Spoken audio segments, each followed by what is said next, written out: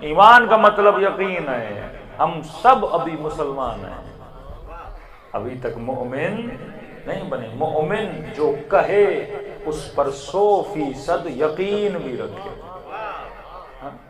اب اکثر شیعہ ایک دوسرے سے ملتے ہیں، بابا یا علی مدد یا علی مدد، لیکن تجھے یقین بھی ہے کہ علی مدد کرتے ہیں کہ نہیں؟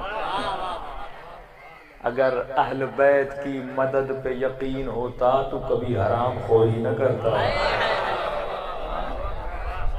بندے کو یقین نہیں ہے، کہتا جب تک ٹھگی ٹھوڑی نہیں کروں گا تب تک کام نہیں چلے گا.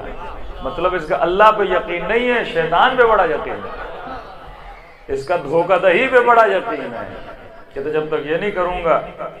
گاؤں میں ہوتا ہے نا پھٹی کا موسم جو آتا ہے کپاس کا، تو اس میں لوگ پانی ڈال دیتے ہیں تھوڑا وزن بڑھ جائے. مطلب اس کو خالص پہ ایمان نہیں ہے، حرام پہ اس کا بڑا ایمان ہے.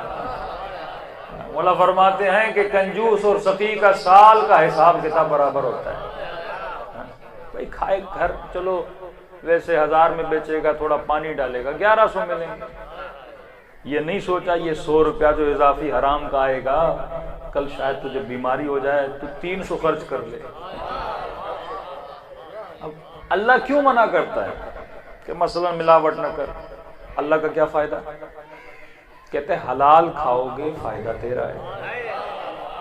جب تو خدا کو اپنا خالق مانتا ہے، جب وہ یہ کہتا ہے کہ 40 ماؤں سے زیادہ میں تجھ سے پیار کرتا ہوں، تو وہ فائدہ ہی سوچے گا نا. آپ کا والد آپ کو بولے بیٹا یہ نہ کرنا، وہ کیوں بول رہا ہے؟ آپ کا نقصان یا فائدہ؟ فائدہ. کہ اگر حرام لاؤ گے نقصان میرا نہیں ہے، نقصان تیرا ہے. کل ایسی بیماری ہو جائے گی 400 روپے خرچ کرنا پڑے گا. حرام کھاؤ گے کہیں گاڑی لگ جائے گی اس میں خرچہ ہو جائے گا. خدا نہ خواستہ بیٹی بیمار ہو جائے گی اس میں خرچہ ہو جائے گا. اور بدترین مصیبت یہ کہ مولا فرماتے جس شکم میں حرام کا لقمہ جاتا ہے اس دل میں پھر حسین کا عشق نہیں آ سکتا.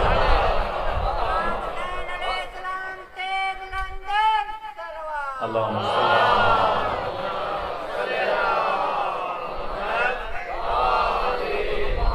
یہ تمیز ہمارے بچوں میں ہونی چاہیے کہ فرق حیوان اور انسان کیا ہے. بھائی آپ کے گھر میں بھینسیں تو ہوں گی، بکریاں ہوں گی. اب بھینس کو جب بھوک لگتی ہے نا، جب تک بندھی رہے گی تو جہاں گھاس دو گے وہاں کھائے گی. لیکن جیسے اس کا رسہ کھولا تو بھینس کو یہ تمیز نہیں ہے کہ اپنے مالک کی زمین سے کھا رہی ہوں یا غیر کی کھیت میں جا رہی ہوں. کیونکہ وہ بھینس ہے تو اس میں تمیز نہیں.